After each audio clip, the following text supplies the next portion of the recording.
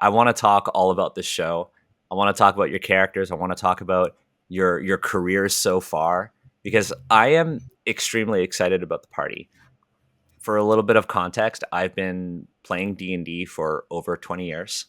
I've been working in the tabletop gaming industry since 2017, and I've actually written for official D&D products. Um, but I have never seen anything like the party before. The party is super intriguing to me because it's very much this generation's version of the Guild. If you folks have watched the Guild, like with Felicia Day, um, but there's something about the party that I think is special. It's a tabletop RPG, so it's far more relatable to me as somebody who was very much discouraged by my family from being like, why would you pay $13 a month for a World of Warcraft subscription, right? That's a waste of money.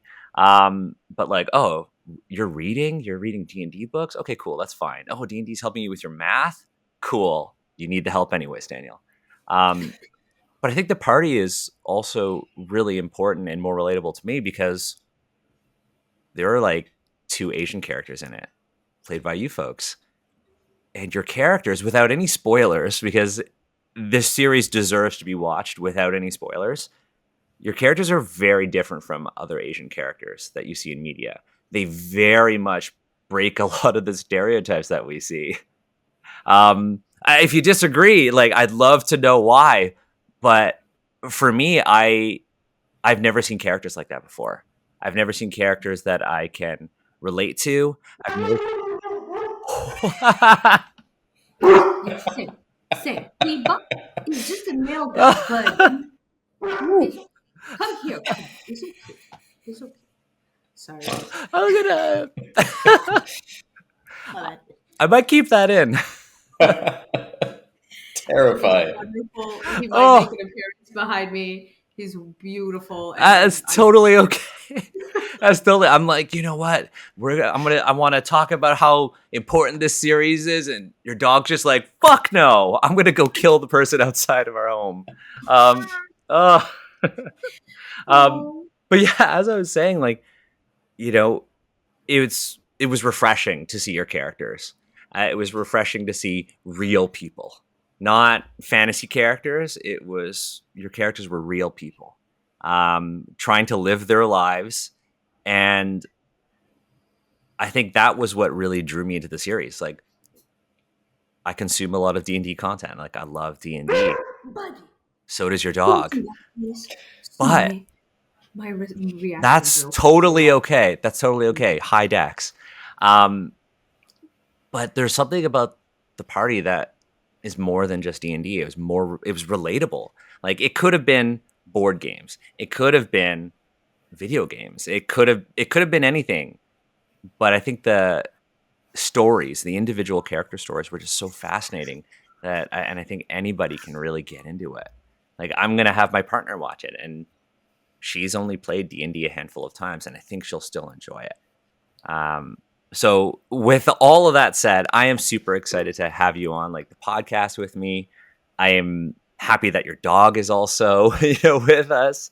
And Zach, if you've got pets that are being silent, I'm happy if they're with us too. But before we dive into it, I don't want to assume that our audience has watched all of the party. I hope that after this they all do. Um, but I'd love to start with introductions. Let's start with you, Nabila. Just because your dog's quiet right now, who are you? Like what? Like who do you play in the party? And what have you done so far as like an actress? Who am I? My name is Nabila Hussein. I am an actress in Los Angeles. What do I play in the party? I play DM, which is short for Dungeon Master. About the only, I think that's about the only double name that our cast has because no one else has two names. No one calls me Dungeon Master in the show. It's just DM always. And then my acting journey. This is I am officially about a little bit over 5 years in film and TV in Los Angeles. So, and it's been a really great journey. That's That's incredible. 5 years. You're like are you considered like a veteran at this point? At like 5 years? Listen, so I'm going to tell you something. This is my definition of what it means to like determine success for yourself or a level of mastery for yourself. Before I came out to Los Angeles, I said to myself, I'm walking into a completely different industry. I don't know anything really about it. Um, what can I do to master this world so that I can walk into this new field confidently? And this was my idea. This was my brilliant plan. No one ever told me this. Okay. I said to myself, I said, when was the last time I got an official sort of degree or a certificate of completion? And I said, oh, it was in college and it took me about 4 or 5 years. Okay, chalo, I will do it again. I will invest the next 4 to 5 years in this completely new industry. And I'm going to do it by myself because apparently people call LA the mecca of film and TV. Okay, let's go find out. And that's exactly why I've so in terms of your question about do I feel like a pro or a veteran, I think it's more like I feel like I have mastered the education of film and TV at the 5 year mark. Now it's just putting it to practice. What? That's my answer for you. I love it. I love it. Because I know that like you have a background in Bollywood dance. And I so do. your sort of transition was from like dancer to actress. Is that kind of your journey?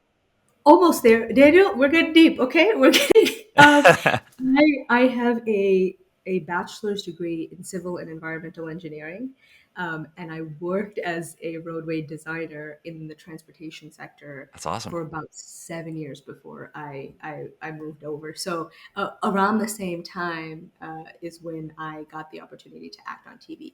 Bollywood dance was something I did in the evenings, and I did it to almost a semi-professional degree because I did it for 10 years. Because I couldn't sit still, Daniel. I had to, and I can't do the subscription for the gym. I can't do it. So I happened to find a group of people who wanted to get together weekly to rehearse and put on shows every season. So that's knock on wood. That's been basically my past. I feel that the not being able to sit still, not being able to Listen. sit still. I can't relate to the dancing thing. I took dance classes in university and was just like, not for me, not for me. I've tried salsa, ballroom, swing, couldn't do any of it. Couldn't do any of it. But for me, my sort of thing was martial arts, and that's where like, hey, we've got our second guest, Zach. Why don't you introduce yourself? Because you're more than just a Hi. martial artist. You're more than just Oh a yeah, martial artist. but it's a big plus for me. I'm Zach Kamaishi. I play Yorick on the party. Um, Yorick's just a fun little guy, you know. Um, and my acting journey has I'm I'm the baby of the cast as far as relative years in the industry. I graduated from UCLA's School of Theater, Film, and Television in 2020, right in the middle of Wow. everything. Yeah, so that was a real time getting my bearings while everything was pretty much entirely virtual. But while I was there, my degree was theater with a focus in acting, stunt fighting, and martial arts choreography. That's always been pretty much a 50-50 split in where my attention has been going forward. I've trained in, oh, I don't know, 10 to 14 different martial arts from anywhere between 1 and 20 years. Wow. So I'm kind of like a jack of all trades kind of thing. I don't have like a black belt in any one discipline, but I do have a wide berth of experience. You took the Bruce Lee approach. Exactly. You Yeah. took the Bruce Lee approach. You do everything. And I honestly really liked your character in the party because you're like that little chaos agent. That little chaos Exactly. He agent. didn't have like a big one of the discussions that I had with Margaret going into the shoot was that Yorick doesn't have a huge like, arc maybe so much as some of the other characters do where they have like these intense moments of self-reflection, and they're like, wow, I'm really just having to recategorize everything that's going on in my life. Yorick was the high insight player in real life, where he was just kind of sitting in the background. He was one of the first ones to clock a lot of the things that were going on, and he was also just kind of cool with it as long as his weekly D&D was able to go uninterrupted. Yeah, and I mean, I loved that. I think you need to have that kind of balance in your sort of cast.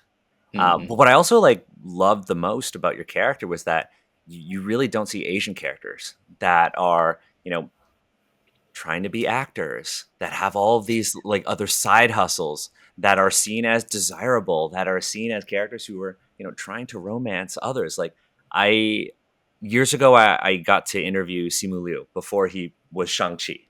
And we talked about uh, Kim's Convenience, which is filmed where I live in Toronto. Um, and we talked about how you don't see a lot of Asian characters of any gender seen as desirable and nuanced and smart and sort of very self-aware at the same time. And that's what I really liked about Yorick. Yorick was just there to have a good time. They knew exactly what they wanted, and they kind of in their own way, they drove the drama forward. And so you're playing this double role as like a character in the fictional D&D game, but also the character in this real world. And I think that's what made Yorick really cool. And same thing with DM. I thought DM was really interesting because I really vibed with that. DM was a character who was like not super satisfied with their life and felt a lot of control and purpose with their game. And I think that's what a lot of people feel. I think a lot of people, especially during the pandemic, I bet a lot of Asian people too, don't really like or don't are unsure about the path that they've taken because of family. And they turn to other things, and D&D is such a powerful tool for this, to express themselves, to explore their identity, to explore their creative side in a way that's really safe. And I think more people need to see this because I think a lot of people experience D&D, at least in film and television, through things like The Big Bang Theory. And it's just, hey, we have these characters and it's a sitcom and they're playing D&D and they're all nerdy. And their interaction with D&D is very simple. It's a game they play and it's there to reinforce these character backgrounds of their geeks. But in the party, D&D was more than just, hey, these characters are nerds. That wasn't what was communicated. It's, hey, this is where these people bond. This is where these people have this found family, and this is where these people express themselves. And I think that's what makes the party really relatable. I don't know if you agree with me, or why you think the party might be special. I mean, I totally agree on just the overall view of Dungeons and Dragons in common media, and like the impact that it's had has shifted so considerably in the last 5 to 10 years. I mean, Stranger Things, Critical Role, everything that's bringing Dungeons and Dragons into the popular media lens has been really fascinating to watch how it's shifted as just the perception of it. Yeah. Um, so I think that Absolutely. that's something that, yeah, I feel like a show like The Party wouldn't have the same thrust as it does now before, D&D was given the chance to kind of reinvent itself. Yeah. I think when I first joined, I mean, to jump off of that, I didn't realize I actually didn't know a lot about D&D. Forgive me. That's okay. Okay, you have 20 years, and Zach is incredible in his own game and in his own experience with D&D, and we can probably get to it later in the conversation. How I found out how incredible he actually is at DMing in real life. But when I first discovered about the script and the role, in my research, I reached out to a few friends, one of them who DMs his own games and has been doing it for about 5 years. and then the other who is a player in a game, who also teaches computer science on Coursera, and Oh, he works for like a huge computer science firm. Intelligent, both of these. Listen, these people are the smartest people I know, and I go to one of them. It's my best friend's husband all the time, Adam, for answers to things. So when I told him about this, or I told Swati, and she said, I think you should talk to Adam. He plays. I said, he plays what? And he said, he plays D&D. And I said, this is unreal. I discovered that D&D is such a beautiful, like, I don't really want to say well kept secret, but somehow of a secret that unless you hear that conversation being had, they don't come out of the woodworks until then. And then they will tell me.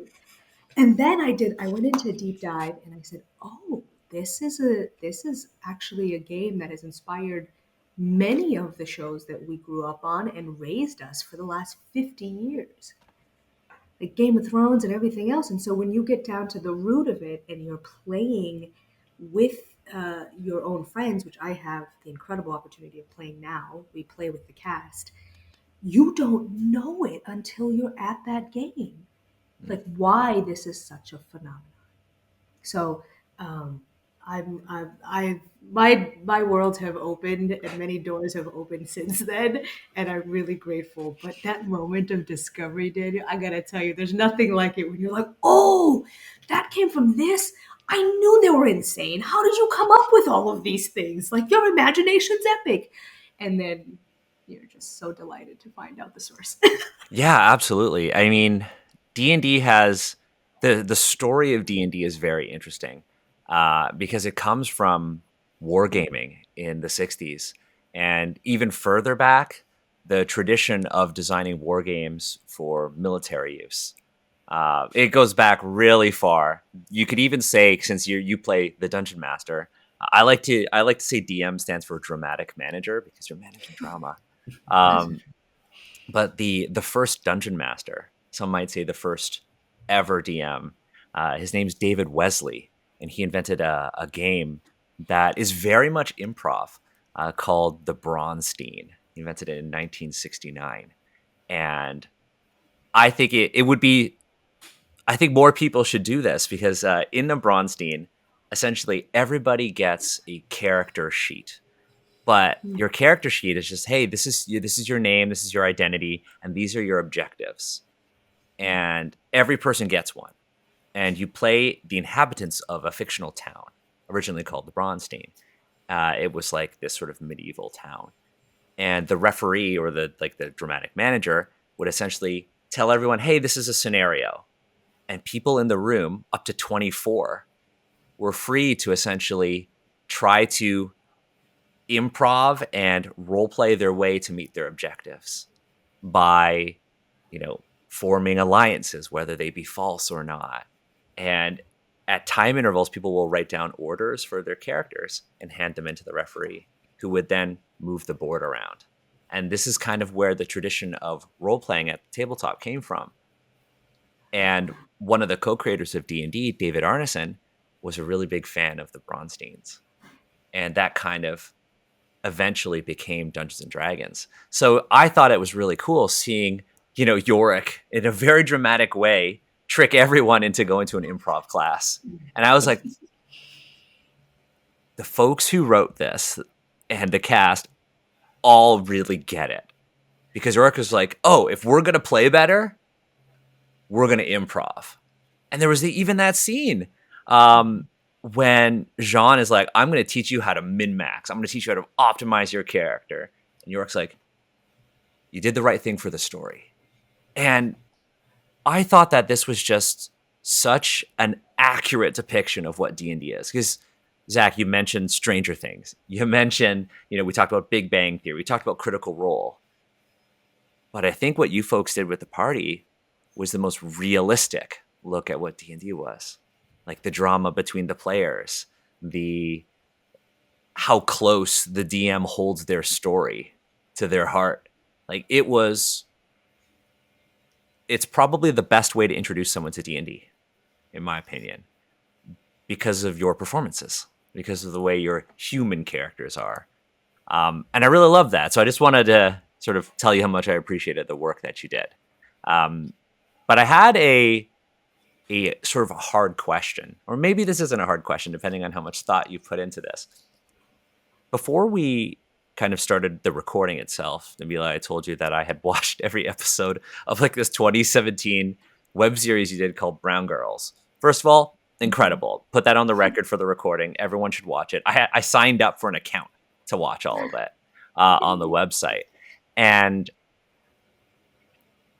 with Brown Girls and with, you know, both of your characters in the party, I feel like you've done something incredible when it comes to bringing about positive representation of Asian characters in media. Because I think you folks being in the industry know better than probably me that there has been a long-term problem of how Asian characters are portrayed. Like, we don't see characters with nuance or even respectful, you know, writing behind them, right? And you don't really realize how important representation is until you actually see what you've been missing. And I think that's the party to me. So I wanted to ask you folks, like, what do you know, from your own personal experiences? Because all three of us have vastly different experiences, right? Zach, my experience might be closer to you because I went to school for something that is less traditional than Nabila, your engineering background. Like, I went to school, my background's actually in anthropology, Nice. kind of like one of your characters in the party. My first reaction was, this is a flagrant ethics violation, and I had to do I had to get ethics approval when I was doing my doctoral and master's work. And for me, I was like, this is so wrong, but I really love it. I mean, let me tell you, I think the most outraged responses that we got on the series, like full emails drafted and written to the producers, far and away were the people involved in like Academia and anthropology going, this cannot stand. Like, this would not, like, you'd be kicked out so fast. Yeah. But hey, I stuck with it because, like, A, I thought the writing was great, and B, it's a web series, you know, and in D&D you take liberties with the rules, just like you do when you're writing a series. So I wanted to ask you folks, like, when you're sort of playing a character on like the party or in any other role, because, you know, Zach, you said you're new, but you've got multiple credits on IMDb, and like some of them look like really intense too. Like, what part of you do you bring to each role you play, knowing that you may not get another chance, knowing that people of color don't get to fuck up? And so I want to ask you folks, like, what do you bring into your, you know, the roles of like DM and Yorick and Layla in like Brown Girls? Like, what do you bring into that to make sure that, you know, there is nuance and there is respect to the depiction of an Asian character, so you don't set the industry back and you set the industry forward in your own way? I'll start with you, Zach, since I asked Nabila first for the introduction. What do you bring into it? I mean, I feel like my experience in the industry is a really rare one, because I'm mixed. I'm half Japanese, with like a little bit of Hawaiian in there, but mostly just like 50-50 white Japanese. And I can list on like one hand the number of current actors and performers in the industry that are Hapa. So like growing up, even less than seeing Asian representation in media, seeing Hapa representation, I remember this very distinctly. The one time in my childhood, like growing up, seeing someone going, oh, that's someone who looks like me and members of my family, was Ryan Potter, who I know who Ryan Potter is. Titans. Yeah. He's Beast Boy now. But he was in a Nickelodeon series called Super Ninjas. Yes. SUPAH. Yeah, I know what Super Ninjas is. I think it had like Randall Park and George Takei. Like, it was icons. Yeah, it was a great show. So I had Ryan Potter in Super Ninjas, and I believe he was also in Big Hero 6. And then recently we've gotten Will Sharp from Succession, I who haven't I watched it first yet. saw.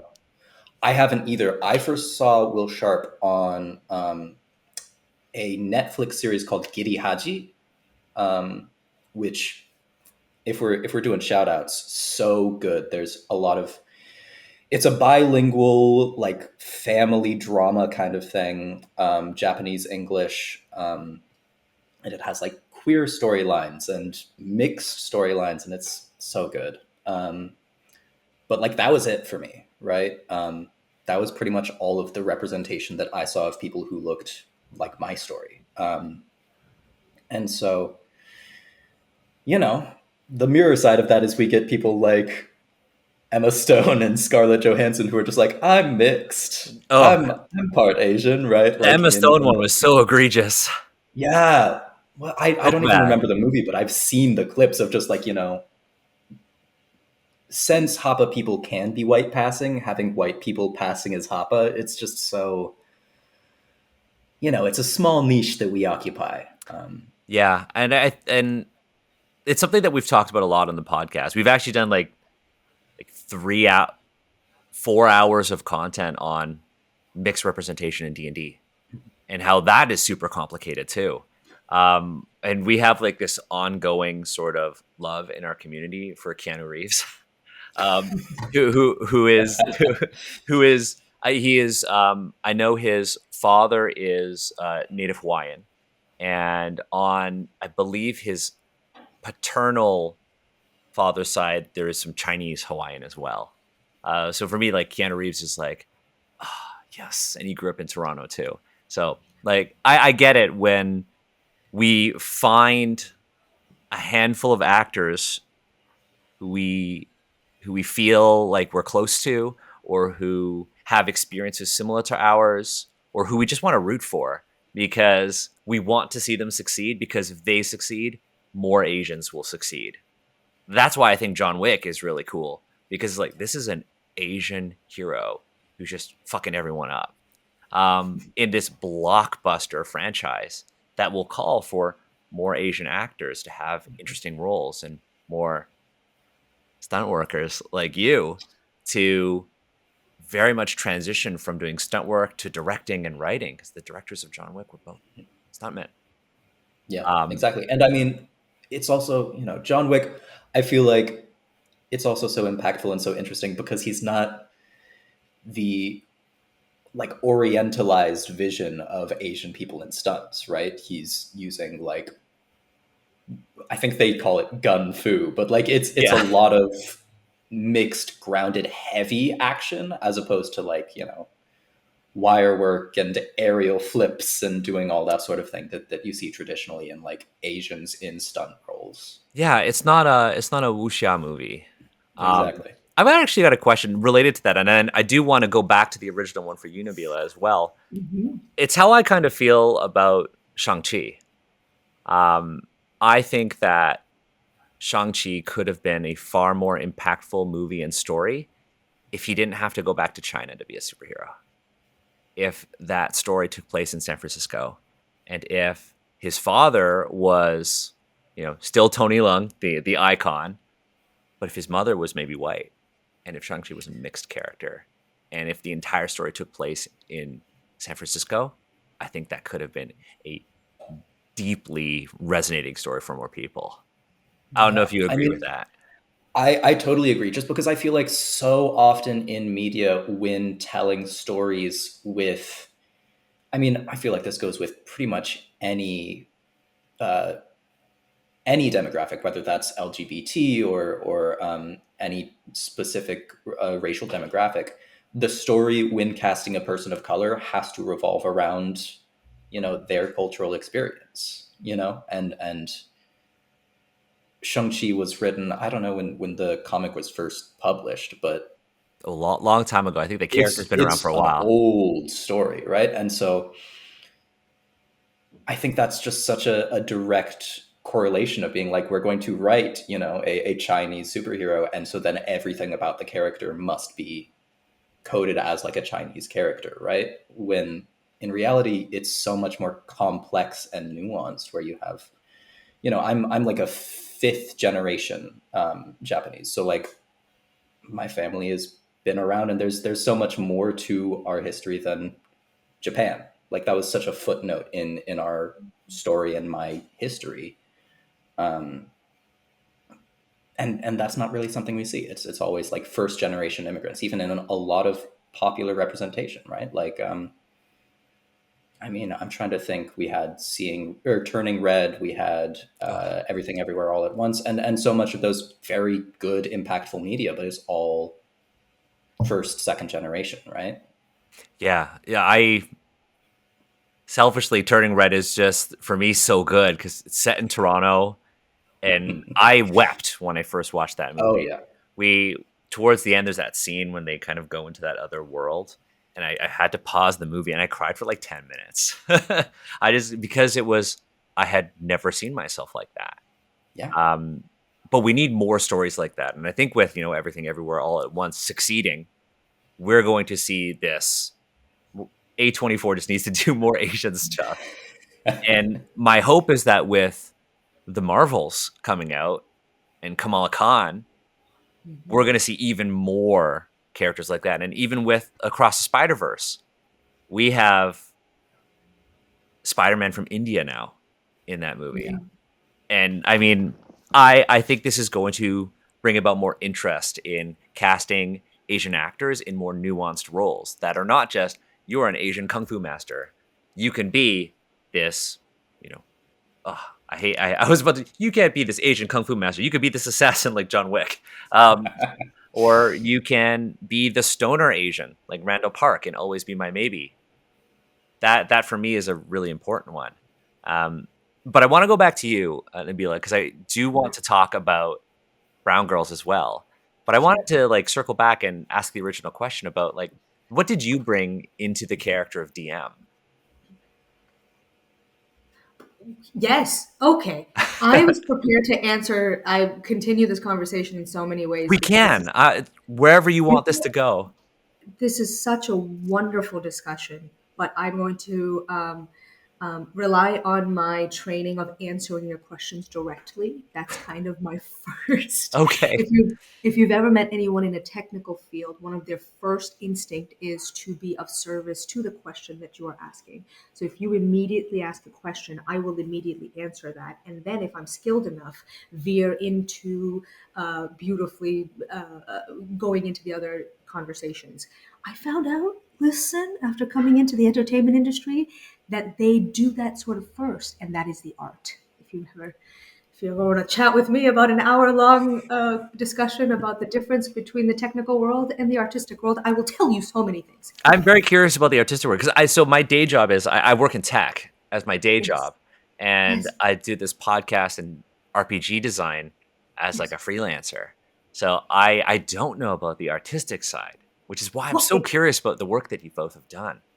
that's interesting you say that because you are doing the artistic work of having a conversation fluidly, really effortlessly. What you are doing is exactly right. When you asked me, okay, how did you, yes, you did. When you said, how did you prepare for DM? My brain just stopped and said, answer his question, stop on everything that you were thinking. And that's a training in the discipline of the way the brain works because we are used to working with numbers and productivity because time is our sense of God. Okay? Right. So, to answer quickly your question and then coming back to this conversation, which Yeah. is so lovely. How did I prepare for DM? For DM, one of the things that I was told, or the couple of things I was given, was the two sides of her auditions. One was when she comes to Viola and says, hey, what you did for my plan, you completely ruined my plan, and I have to rethink my structure all over again. But you know what? You did good. Okay, you're in. Here's your mini. That was that moment, and that little bit of dialogue. Our creators are so talented. I can continue on how absolutely talented they are. Just in those little 5 to 6 lines, you can see an arc immediately in DM. And in that moment, you can see how quickly She will speak her mind, judge you for the person that you are, and then recover, have a self acknowledging moment, and then present a solution. To do that in 5 to 6 lines as a writer, mwah, chef's kiss. Also, to tell the story of what that character is, yeah, she's complicated. You mentioned this before, as in general, while I didn't know the actual role of DM and how they do play multiple roles in all of the non character players um, in the game, the actual script lend itself to how quickly DM makes her decisions, how solid she is in who she is when she is talking to her friends, which is most of the show, and in moments of her other parts of the story where she goes through a breakup. That was the second side that we had to do for the audition. It was her date with Ecstasy, and she just asks Ecstasy, why do you like me?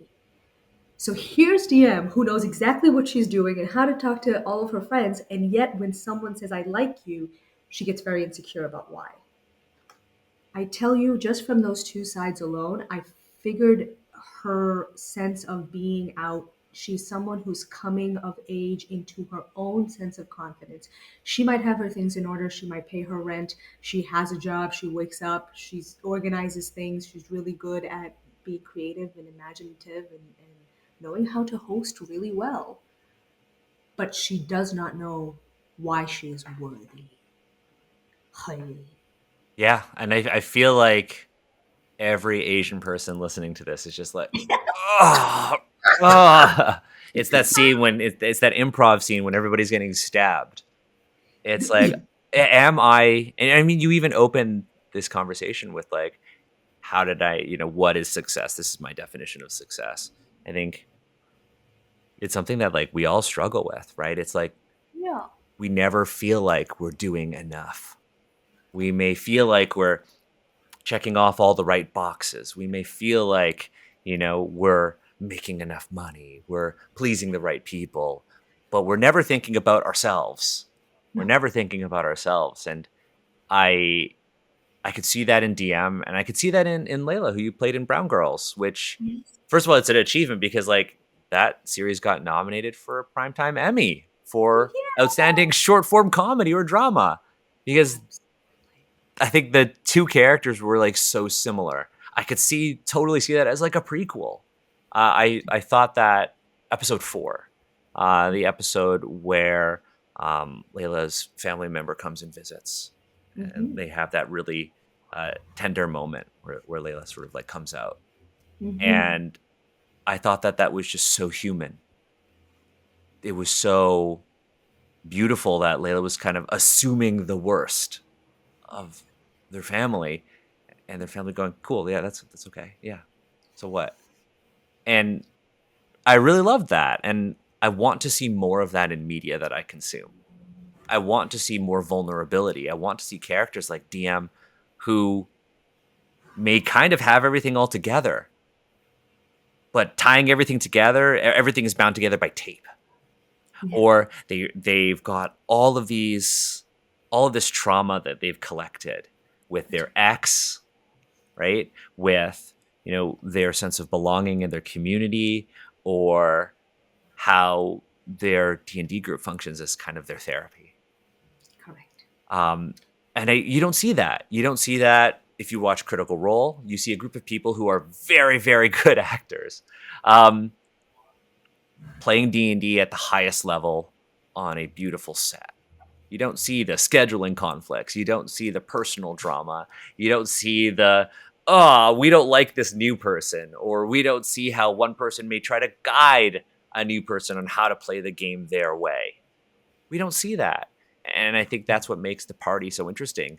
That's what makes the representation so interesting with your characters. And I think what really made the representation so meaningful for me was, like we were saying, we have all of these moments of drama and conflict, and we have representation of like, DM is also queer, and that's never a conflict. That's never something that needs to be addressed or talked about. It's just part of her life, and all of the drama that happens doesn't revolve around it, right? It's just about, I don't want to lose another player, right? It's similar to how you're talking about representation, about just being and having background, and being Asian, and how that influences our lives. Just be part of the character and not the central conflict or anything like that.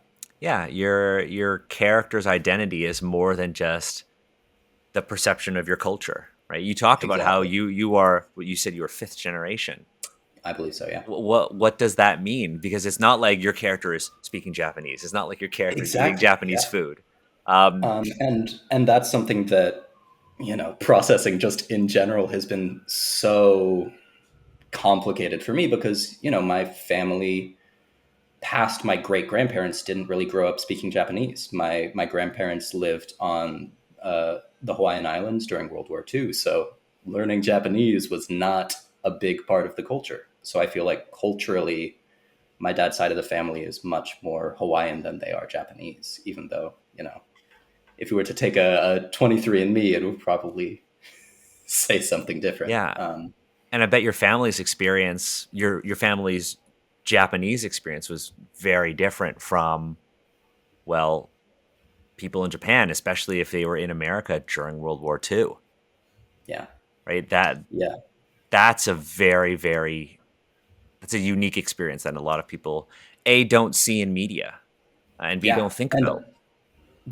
I was just reading a fascinating kind of biography, historical narrative called Over the Mountain, which Look talked that up. about um, Japanese American soldiers during World War II, and just the cultural differences that you would find in Japanese immigrants who went to mainland US and Japanese Mm. immigrants in Hawaii. Such a culture shift as they came to like training camps, because all of the Japanese American regiments in World War II were kind of segregated, Yeah. because they were, a security risk. But just seeing those two groups interacting, and just the differences in how they processed culture and how they processed language, right? Because a lot of Hawaiians in that time, it was like pretty heavily pidgin. So, anyways, that's all just a bit of a tangent to say that yeah, I feel like the way that it's influenced the character, and the way that it's kind of just background in a very different way, is something that I tried to bring into Yorick. There are a couple throwaway lines where I cemented Yorick as Happa. I'm gonna have to rewatch to find those. It was okay. I can spoil it, because Are you a lot okay? of it didn't make it into the edit. But there's just Okay. a part where Yorick is just like, I'm going to tell you my life story, and then they walk off into the sunset, and Yorick, it's unscripted. Um, so I did a lot of just ad libbing as we were walking away, like so many different lines. And because I wanted Yorick's experience to be true to my experience, a lot of just the opening intro that I would do was related to World War II, Hawaii, Japanese immigration, colonialism, all that sort of thing. Which I think we only get like a snippet of. They took one of the tamer ones because it started to go off on a tangent. But I think the line is like, it all started with a Japanese fishing boat, a box of matches, and a dream. Oh, Um, that would have been cool to see in this series. That'd been super cool to see. I will make one recommendation for you. There is a for me, like seeing Pete. Like I think you made a really important point, and it's seeing Asian characters kind of do things that aren't necessarily extremely close to their Asian identity, or kind of Mhm. struggle with their Asian identity, right? I think it's important to just kind of exist and just be an Asian person. Yes. The other thing that just inspired me to have this thought too, Zach mentioned he is fifth generation Japanese American. So you have four generations before you who are American, born and raised, and immersed in the culture. one of the greatest things, and this is something to come back to your conversation about how does this relate to both your roles in Layla and as DM and your representation of being Asian. Your culture, depending on the generation that you're in terms of no matter what culture you're in, is going to vary, just like all of our technological softwares vary from generation to generation. And that right there, to me, that's kind of an answer to say, okay, culture is what you have to, the equation for culture is what? Is you're looking at your experiences, your nearby people's experiences, and then maybe some genetics.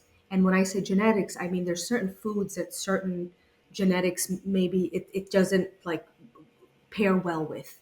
Okay, Yep. certain people that can't eat spicy food, and there's some people who love spicy food. There's some people who taste cilantro and think it tastes like soap. I'm not one of them. I don't get it, you know.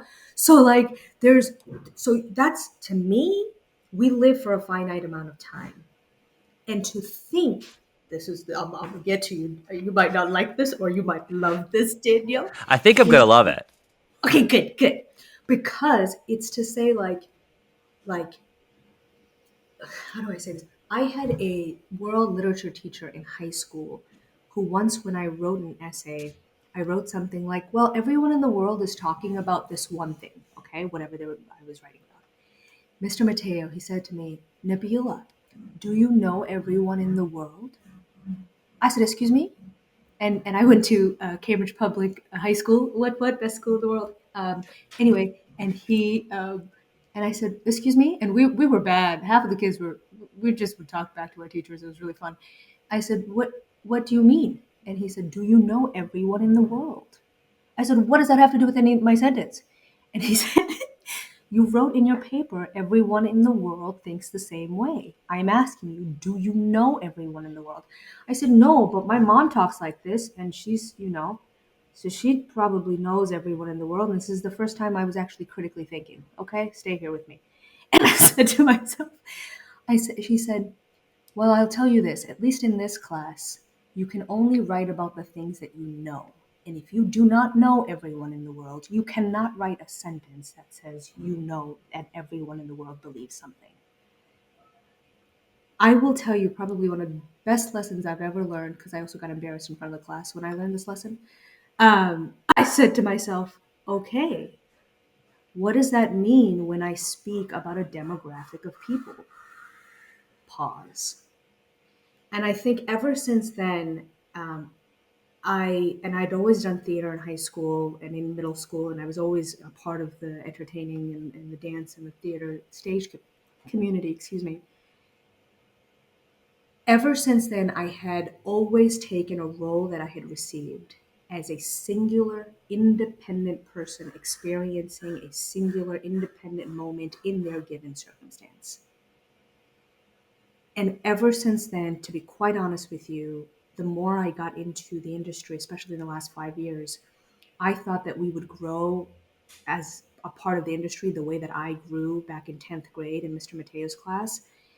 And and in my mind, I said, you can't ask that question. An actor in a given role, we do not have access to people. We physically, as a human being, do not have access to the greater whole.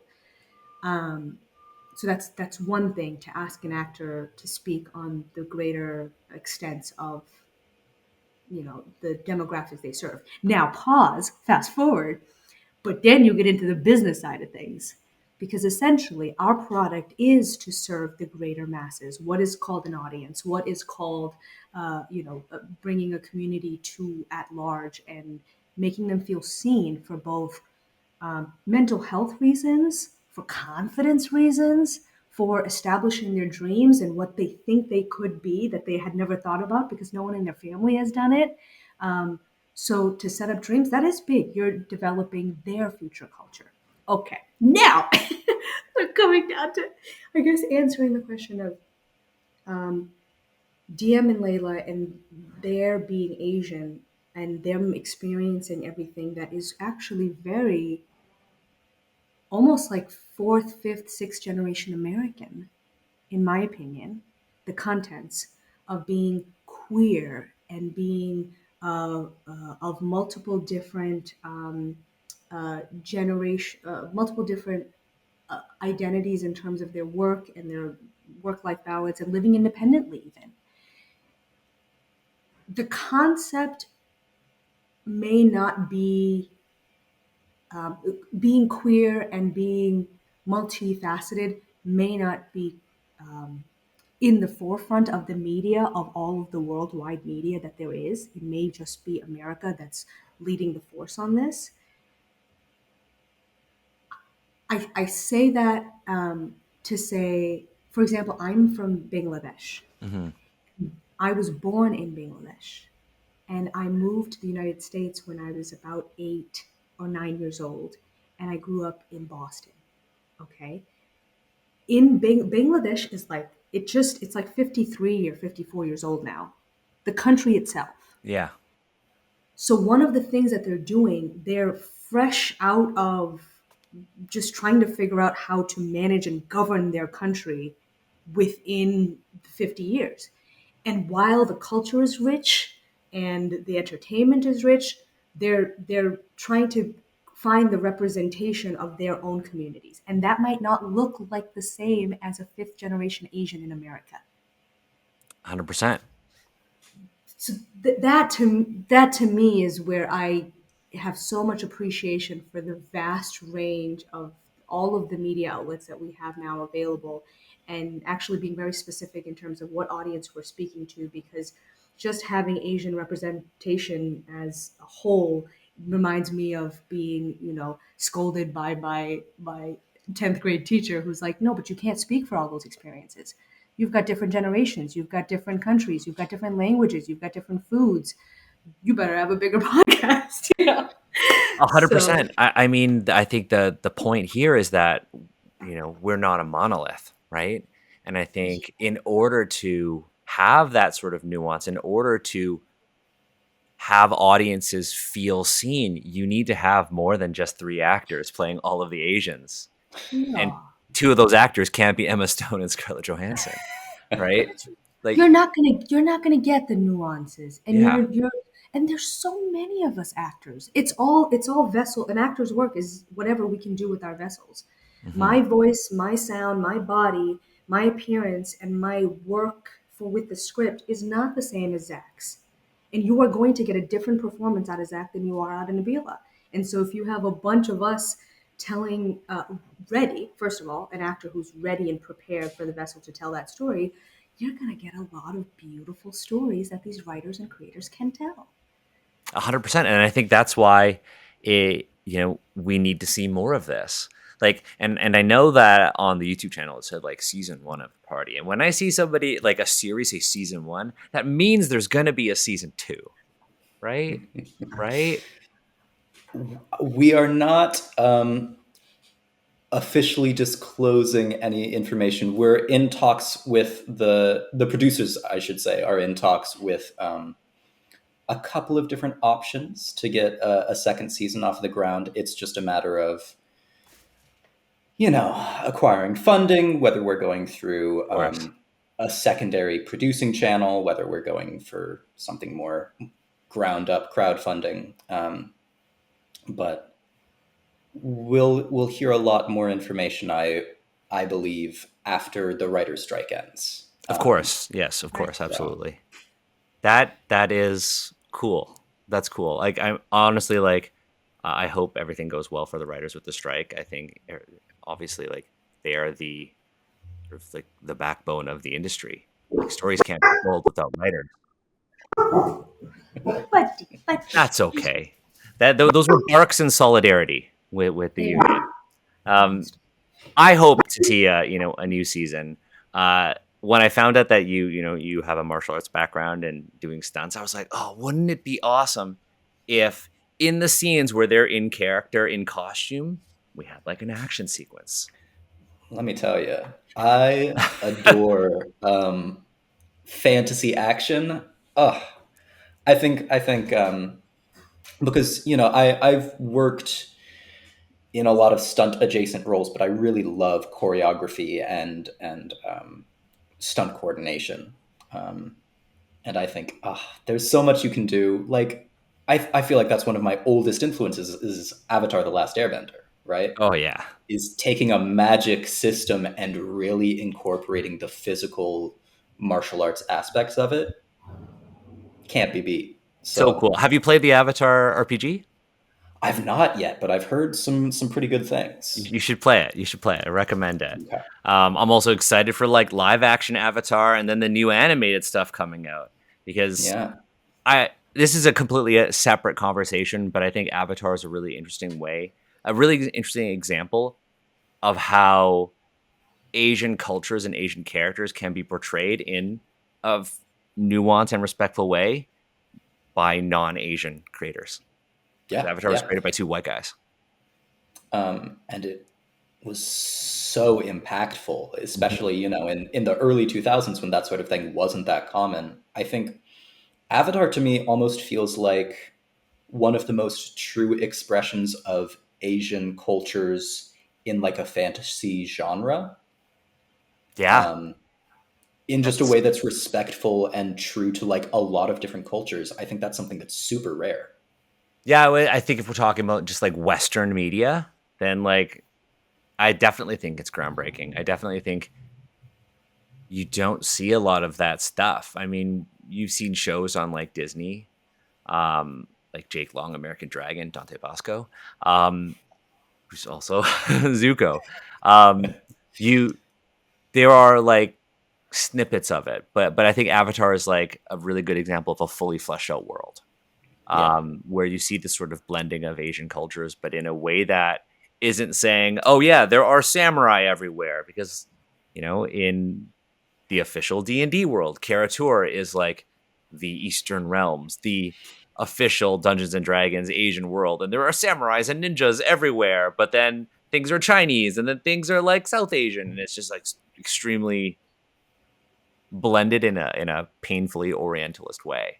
Yeah. Um, but that's to say, I think should and I don't want to say when the party returns for season two, I hope to see more development in these characters. I hope to see more stories away from the table, and I hope that when everybody is back together, um, we're gonna see more people coming into season two having played D&D for the first time because of the party. Um, Yeah. and so I'm really excited about that, and I'm really excited about like what you folks are going to do in your careers. Now that said, the last question I have is really an easy one. If folks want to, learn more about what you've done, see what you're going to be doing in the future, where can they find you on the internet? I'll start with you, Nabila. Sorry, I should have just said person first, then ask the question. But Nabila, where can people find you on the internet? Sure. I have a website. It's nabilahussein.com.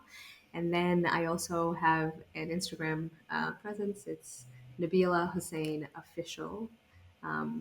It's my handle on Instagram. You can follow me. I try to post all of my sort of projects. I specifically keep that for my projects and all of my film endeavors. Um, and it's been a joy. So that's where you can follow me. That's awesome. And how about you, Zach? I look. I struggle to maintain a lot of internet presence, but the most reliable one is my Instagram at the other Kumaishi, because there's only like two or three other families out there with our last name. It's fairly uncommon. So You're lucky. I have to deal with being Daniel Kwan in a post everything everywhere all at once. You know how many Twitter DMs I got after they won that Oscar? I got so many DMs and so many like at mentions on Twitter. Like, congratulations. Wrong Asian. Like, yeah, I wear glasses and wrong Asian though. So I think being unique is a good thing, at yeah, least from my own experience as the the lesser Daniel Kwan. Oh, I should have that as a handle. Um, but I want to thank you folks for like your time. I know we've got a time limit, and I want to respect that. I'm going to include all of your links to your projects, your IMDb's, your Instagrams, and all our show notes, and the little like description on YouTube. And I want to kind of leave you with like a parting gift, and it's a recommendation for a song kind of about the diaspora. You mentioned obviously your family's history in the United States, Zach, during World War II. There is one of my favorite bands of all time, Linkin Park.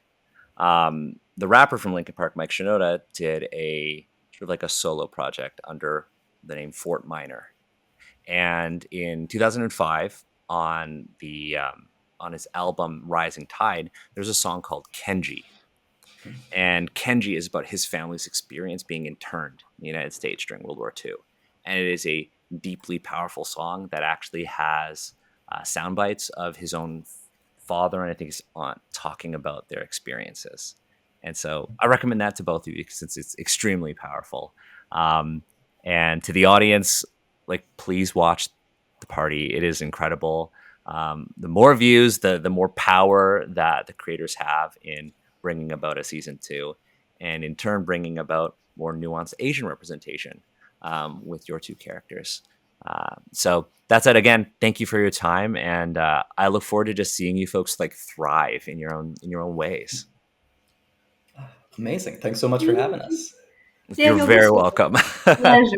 This was such a nice conversation. Thank you so much for inviting us. You're very welcome. And again, both welcome anytime.